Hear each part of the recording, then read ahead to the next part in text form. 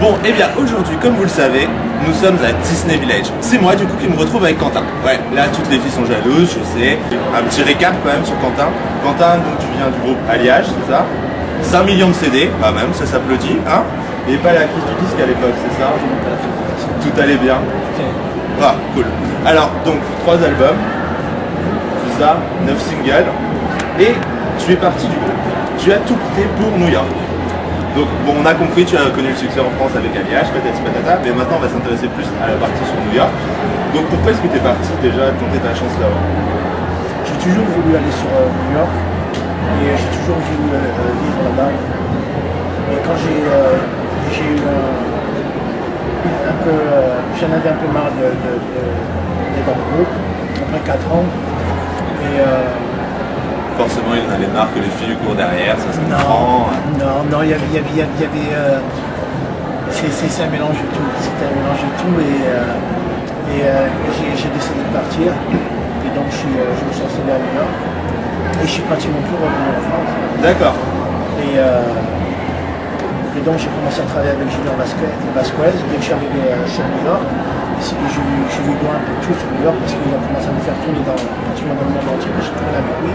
Okay. J'ai enregistré une compilation avec lui. Et après de Julien Vasquez, je travaillais avec DJ Abel, Peter Haffer, tous ces DJ. Donc j'ai été connu très très vite dans le milieu underground sur New York. Ouais. Et c'est pas trop difficile, en fait là-haut personne ne te connaissait, donc c'est pas trop difficile quand tu débarques de dire qu'en France ça aurait été peut-être un peu plus facile, entre guillemets. Non, en fait c'est le contraire, parce qu'aux États-Unis on te donne une chance et sans juger ce que tu as fait. Ouais. On te donne une chance par rapport à ce que tu sais faire. Et très vite tu commences à être équipe pour des grands événements. D'accord. Et puis de fil en aiguille, on travaille avec des gens et puis après je suis parti vivre un an à Los Angeles. Parce que j'ai travaillé sur une pièce de théâtre. Ok. On a repris le film Sunset Boulevard. Ouais, de Boulevard, c'est ça, en 2010. J'étais le rôle principal. À l'époque, Marlon Brando était le rôle principal sur Broadway. Et Los Angeles était venu refaire la pièce. Donc au lieu de jouer pendant à peu près 16 semaines, on a joué pendant 21 semaines. D'accord, ah oui, quand même. C'était un gros succès. J'ai beaucoup appris. Et pourquoi toi à la place de Marlon Brando, parce que vous n'avez pas vraiment le même âge, non, rien? Marlon Brando était le premier cast sur Broadway avec Glenn Close. À l'époque, ils ont tourné je pense que c'était dans les années 70. Ah, ok, d'accord. Donc tu es un peu le nouveau Marlon Brando chez eux? Je sais pas si mais c'est prétentieux de dire ça, mais la pièce de théâtre n'a jamais été rejouée après eux. D'accord. Et puis à Los Angeles, ils ont voulu faire cette pièce de théâtre. J'ai eu la chance d'être pris pour le rôle. Et puis après ça, j'ai eu un agent, comment ça se passe, j'ai fait quelques films, quelques sitcoms, et puis après je suis revenu sur New York, parce que Los Angeles c'était pas pour moi. Je rentre toujours chez ma boîte de production, je bosse tout le temps, je fais beaucoup de photos. Et alors, chose étonnante par rapport justement à toutes les scènes que tu fais, j'ai découvert que tu avais fait une première partie d'un show de Madonna. C'est quand même pas rien. C'est passé, personne n'en a parlé en France. J'ai ouvert pour Madonna, c'était au Roxy, quand elle a présenté l'album Confession of a Dance Floor. Ouais. Et j'ai chanté 2 titres pour ouvrir pour elle. J'ai aussi... donc tu l'as rencontré, tu lui as parlé, tout ça Bien sûr, 2 fois. Et puis aussi sur Paris, 2 fois qu'on avait fait des années de tube à l'époque, elle était là. D'accord. Mais ouais, c'est une vieille copine quoi finalement. Je dirais pas ça. Mais j'ai fait aussi la première partie de Janet Jackson en 2006 sur la Gay Pride à New York. Pussycat Dolls. Ah oui, tu tournes vraiment avec des gros artistes là-haut quoi. Parce que si tu veux, ils ont toujours besoin d'une... Je ne peux pas dire ça, mais... Allez, dis-le, on s'en fout. En France, aux États-Unis, en France, par rapport aux films que j'ai fait pour Andy c'est par exemple une Combi. Ouais. Et aux États-Unis aussi. D'accord. Et par rapport à chanter de partout, et puis par rapport à mon look, par rapport à ce que je chante, par rapport à je travaille avec des pointures que je suis à parce que c'est des gens quand même. Et donc, dès qu'il y a des gros plateaux comme ça, et on cherche toujours un artiste garçon. Ouais. Et me mettre en première partie, et puis Et puis j'ai pas mal tourné, que ce soit la White Party sur le journée de Miami, j'ai fait pour la mission conférence, pour la partie. Et alors, on a été là aussi pour présenter son album. Ah bah ça va. Encore finalement, elle te quitte plus, elle te suit partout. Tu ne l'as pas ramenée là? Non. Elle ne se balade pas dans le parc ou... Mais c'est quoi, j'ai beaucoup de chance. Ouais, bah c'est ce qu'on s'aperçoit en fait. Je dis que la chance sur les auditions, mais il faut tenter sa chance. Ouais. Moi aussi j'ai eu beaucoup de chance parce que j'ai jamais arrêté de travailler. Et justement, c'est quoi une journée type, type quand tu travailles vraiment Ça dépend. Sinon je me lève, je vais au sport. La première chose que je fais. Je me lève, je vais au sport, comme ça c'est fini. Prenez-en de la graine, les langues de vie. On se lève et on va au sport, d'accord? C'est noté. Et puis après, c'est tout, on voyage, on va en studio, on fait une séance photo. Ça aussi, j'ai eu de la chance parce que je suis bloqué pour plein de séances photo à chaque fois. Je travaille avec pas mal de photographes. Dès qu'ils ont un guide, donc j'arrête pas de travailler, je touche du bois. Et justement, comment t'expliques que ça marche super bien pour toi aux États-Unis et que personne en France n'en parle? Parce que la seule chose dont on a parlé de toi en France, c'est quand tu as fait la vidéo X, là, et ça s'est arrêté là. Après, parce qu'en France, les gens, ils aiment bien parler de ce qui est négatif, mais jamais parler du positif. Ils aiment pas ça. D'accord. Et personne t'a recontacté d'ailleurs quand il y a eu genre les fermes célébrités et tout ça, pour te faire revenir? Je vais faire une fois, il y a quelqu'un qui m'a demandé pour faire un truc comme ça, une ferme. La ferme célébrité. Vous savez le truc où il y a plein de dindes blondes, mais là c'est pas les animaux dont on parle, c'est des blondes siliconées, voilà. Non mais lever le matin à 6h pour nettoyer les cochons, c'est sympa. Non, faut pas brancher, définitivement pas. Et donc oui, alors tu nous en as parlé justement, tu fais en plus d'être chanteur, tu es multiple talent, tu es un peu comme un robot de multifonction finalement, tu es aussi acteur. Et donc dans tes séries, j'ai vu quand même, il y en a une qui m'a particulièrement intrigué, Sex Chronicle. Tu peux nous en dire plus? Qu'est-ce que c'est?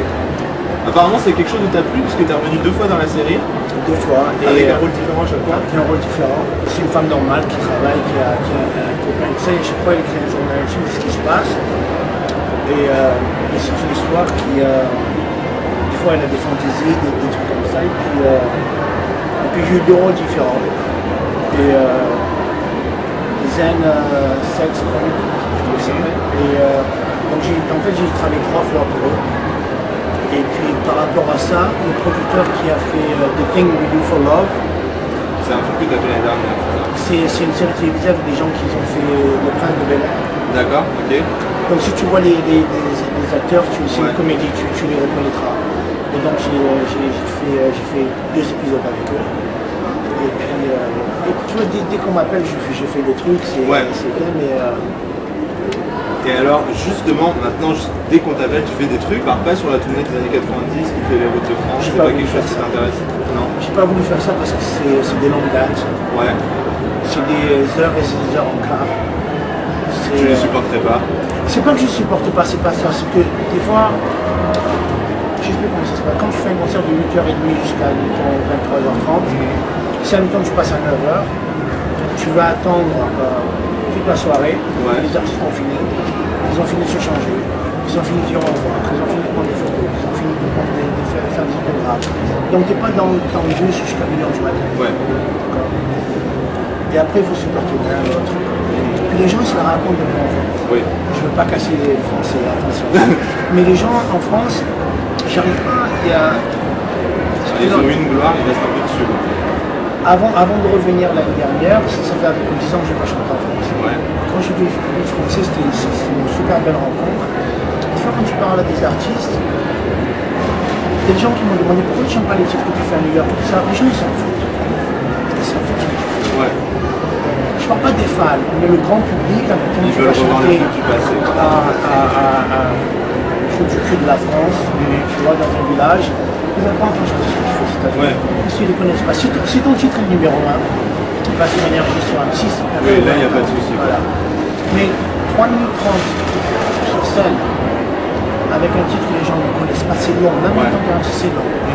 Et donc, il y a plein d'artistes. Moi, je viens, je fais des choses qu'on me demande, je fais des chansons d'alliage. Si je chante pas les chansons d'alliage. Mais est-ce que c'est pas frustrant, ça, justement, de refaire des chansons d'alliage? Non, parce que je les ai remixées à mon goût. D'accord. Donc, il y a un peu ta patte sur les chansons. C'est toute ma production. J'ai fait mes voix, j'ai tout refait, je travaille avec des super bons DJ sur les voix. D'accord. C'est ça que j'ai voulu faire. Si tu veux, c'est un peu un avant-goût de... Si tu veux, c'est ce que j'aime. Ouais. Les mélodies, c'est les mélodies, j'ai aimé Alliage. Oui, J'ai jamais tu redis pas le Non, truc. Alliage, c'était super bien fait. Les mélodies, elles aiment leur place, c'était super bonne mélodie. Après, les arrangements, il faut savoir les refaire. Mais dans les années 90, dans la tournée, il y a plein de gens qui disent voilà, moi je ne veux pas chanter ça, je veux chanter mon titre. Ouais. Je suis un artiste à part entière, j'ai jamais compris si c'est un artiste à part entière. Parce que t'as été demi-artiste, 3/4 d'artiste après, Tu vois, ça se mesure. Donc c'est pour ça que dans la tournée, j'ai pas voulu un peu. Parce que moi je me connais. La mentalité que j'ai aujourd'hui avec Chanel à la bonne école aussi sur New York, on est pareil. Les gens qui sont dans la fin, c'est pas pour lui. Donc des fois, Chris, quoi j'aime bien, ça marche super bien.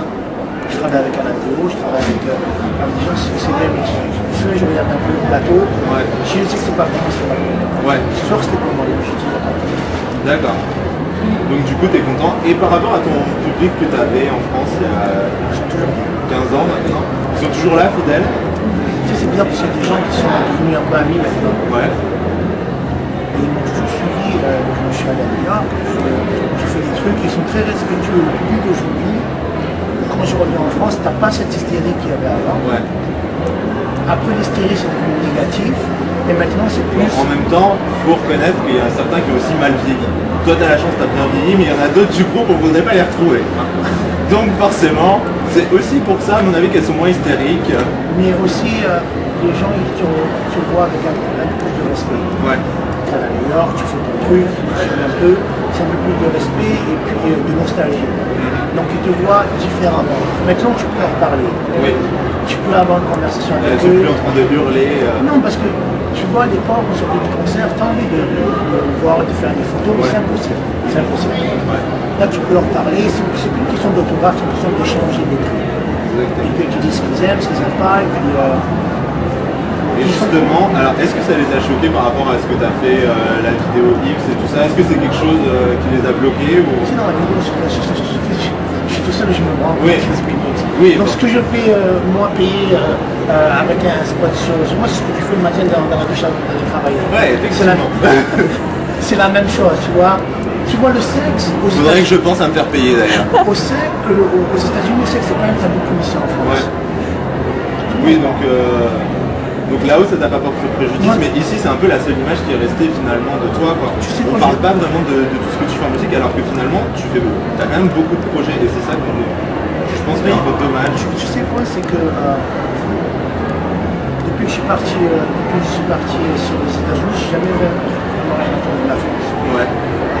La France m'a toujours envoyé des messages, ils m'ont toujours dit pour des émissions où je m'implique dessus. Venir en France pour faire une émission où je m'implique dessus, Ouais. avec la mentalité que j'ai aujourd'hui, je me lève le même jour où je m'implique dessus. Ouais. Donc Je on va me connais. éviter Non. finalement. Parce que si quelqu'un t'invite, et puis c'est pour te casser, c'est pour faire rire les gens, Ouais. ne perds pas mon temps. Tu vois ce que je veux dire? Ouais, ouais. Et donc aujourd'hui, j'ai 32 ans. Je suis un gamin de 16 ans, la condition qui dit oui, il faut faire ci, il faut faire ça, il faut faire ci, il faut se taire. Quand s'il y a quelque chose qui me vient, qu'il y a quelqu'un qui me dit quelque chose que j'aime pas, je vais lui dire. Ouais. Je dis c'est pas cool. Et c'est pour ça que j'ai toujours évité un peu les émissions Morandini et tout ça, où les gens racontent n'importe Oui, quoi. forcément. Parce que Histoire de faire un peu de buzz, quoi. parce que je me connais.